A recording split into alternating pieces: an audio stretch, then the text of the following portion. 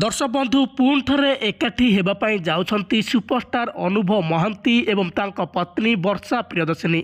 दीर्घ दिन अपेक्षा पर आज समस्त फैंस मान मुहरे हस देखापी मिली। सबुले भगवान पाखे फैंस मैंने प्रार्थना करुले किभली यही दुई दंपति एकाठी हो जातु आ पुणी थे गोटे नुआ संसार आरंभ करूँ। हेले आज एसबू सब परदा उठी आ शेष में वर्षा को निजर करने राजी होती अभिनेता अनुभव महांती।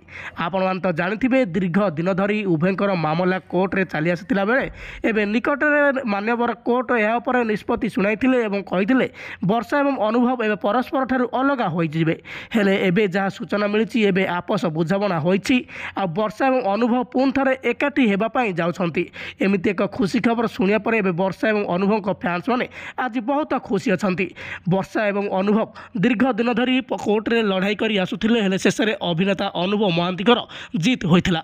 आउ यापर अनुभव महांती कही बापा देह सुस्थ हेले से द्वितीय विवाह करेंगे बोली। हेले एबे सोशल मीडिया रे बहुत सारा वीडियो देखापी मिलूँ जो कहुच्छी वर्षा और अनुभव पुणी थे एकाठी होगापी जाऊँच अनुभव महांती आपस बुझाणा राजी होती। एमती बहुत सारा यूट्यूब रे वर्तमान समय वीडियो देखा बेले आपण मानक आम कही रखुचु एमती किसी भी होना यह हूँ एक गुजब। अभिनेता अनुभव महांती एवं भी चाहती वर्षा प्रियदर्शनी डिवोर्स नापी।